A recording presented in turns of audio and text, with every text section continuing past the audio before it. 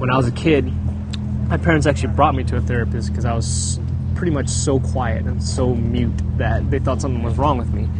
And it was when I went to theater and drama classes that opened me up. But dancing really came later in the years, during the late years of my high school years.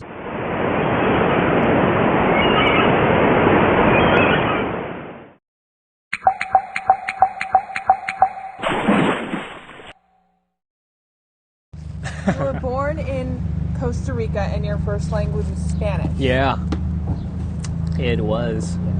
Yo entiendes español. Puedo hablar poquitito. It brings memories back when I see pictures, and you see everyone's Latin except for this one kid, and I always end up in the middle. I don't know how I always end up in the middle. My dad had a hardware business. He put a lot. He had a lot of give a lot of people jobs. And so people did look up to him in that sense after we got past that hump of who are these people. So, I remember just that feeling of always being different, but I never felt so out of place. It was America was a different story coming here. In San Francisco, I came in. I knew a little bit Chinese, barely, and I knew a little bit of English. So my world got flipped around. Spanish was my first language, and I moved here, and my parents put me in Chinese class and regular school, to learn English. I wasn't used to that. I was used to seeing ticos, and my Spanish friends, and then now I go to this place where it's all Chinese people, and even in a mixture of people. It was just really, really weird. And I think that had to do with me starting to get quiet. And that whole phase that I went through, because I just didn't know what to do with myself. And the whole phase changed when I actually moved to the Central Coast, and that's when I really it messed me up again, because I was just surrounded. I was the only Asian kid again. One time I was just walking and kids would make fun, and I got rocks thrown in my head, and bricks, and that traumatized me for a little bit, but and for a while. And even moments where I remember, this is a funny story actually, I was playing Street Fighter with this kid, and I kept beating him. And I walked out, and I was just and I remember he came out after me and just started wailing on me. When that happens to you, it really messes you up as a kid, but at the end of the day too, for me, how I looked at it, I think it helped me have a thicker skin.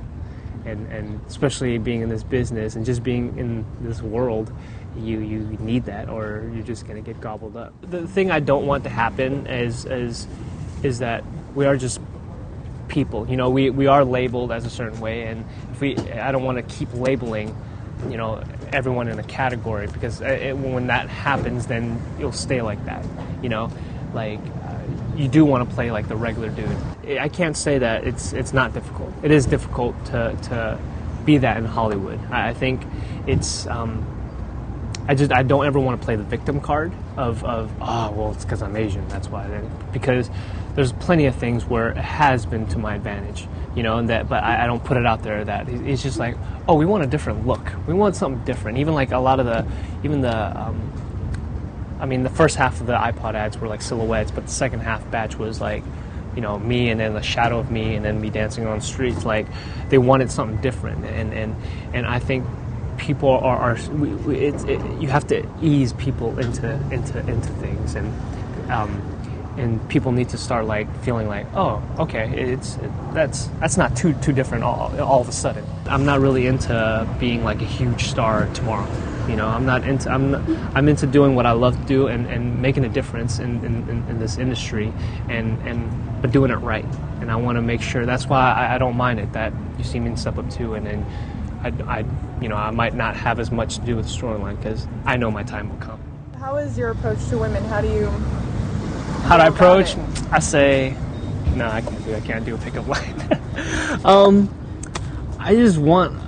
I think that the best part is someone who's understanding and fun, and I know people say that it's cliche, but I think someone who really is is going to be a big fan of yours as you are of them as just as a person, you know, and as a human being. And I think that's what's really, really important is to make sure that someone also just loves themselves. I want to meet someone who loves himself, because not in a narcissistic way, but in a way where I think you can't love someone else if you don't love yourself, you know. And obviously the long walks on the beach, and loves to play with animals, and and loves to eat. Are you seeing anyone in particular right now? Dating someone. Do you want to tell us who that might be or how you met that person? No, not really. We'll keep that as a secret.